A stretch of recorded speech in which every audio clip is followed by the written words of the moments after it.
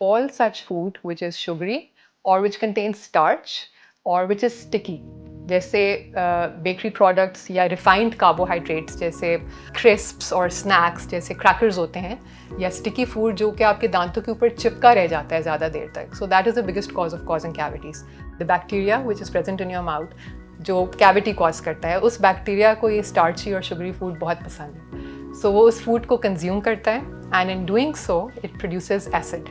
और वो एसिड आपके इनामल को, जो दांत की आउटर लेयर होती है, उसको रिजॉर्ब करके कैविटी बनाता है. Apart from that, acidic food or acidic drinks like carbonated drinks, that is also a biggest cause of causing cavities because आपको दांतों को हर surface, हर साइड से साफ़ करना होता है. कुछ बच्चे जल्दी जल्दी में बस ऊपर से ब्रश कर देते हैं, लेकिन अंदर वाली surfaces, बाहर वाली और पीछे वाली surfaces को ब्रश करना भूल जाते हैं. So that's why they get cavities very often.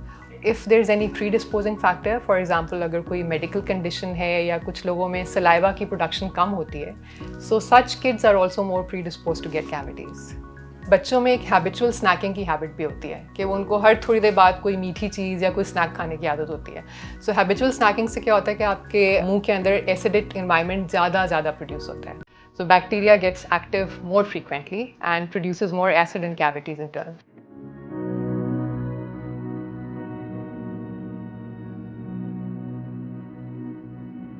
Not all white and black spots are cavities. कुछ white spots कुछ developmental disorders की वजह से भी होते हैं, जिसको हम hypoplastic enamel कहते हैं. वो during formation of the tooth enamel अगर thin रह जाए तो उस वजह से होते हैं. And sometimes कुछ black spots are just stains because of excessive consumption of maybe tea or coffee.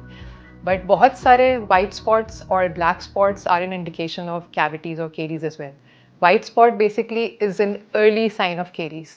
White spot तब बनता है जब आपका दांत डिजॉल्व होना शुरू हो जाता है और अभी उसमें होल नहीं बनता. और जब ब्लैक स्पॉट बनता है, so that's a latest stage, तब आपका डिजीज़ ज़्यादा प्रोग्रेस हो गया है. सो इट्स बेटर अगर आपको वाइट स्पॉट नज़र आता है जो कि पहले नहीं था, so you should visit your dentist as soon as possible ताकि उसको अर्ली एड्रेस किया जाए.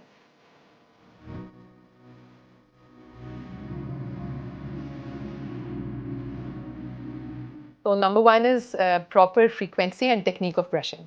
So brush at least twice in a day and brush properly.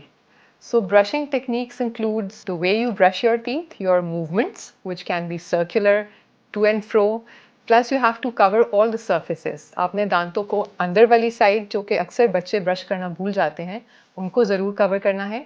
Plus gum margins को ब्रश करना नहीं भूलना, because gum margins is one of the sites जहाँ पे बहुत ज़्यादा प्लाक जमा होता है. So gum margins, under valley surfaces, bahir valley surfaces, biting surfaces, all surfaces have to be covered while brushing. Apart from brushing, flossing is also a very good strategy or technique thing to avoid cavities, जो कि अक्सर लोग नहीं करते. So floss is just like a thread which is used to clean interdental areas जहाँ पर आपका brush नहीं पहुँच पाता. So flossing once a day is also very important. Apart from that, reduce or cut down the habit of habitual snacking.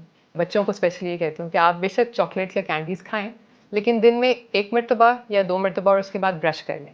तो habitual snacking है, that's very harmful and that causes cavities. And try to reduce carbonated drinks and sugary foods from your diet.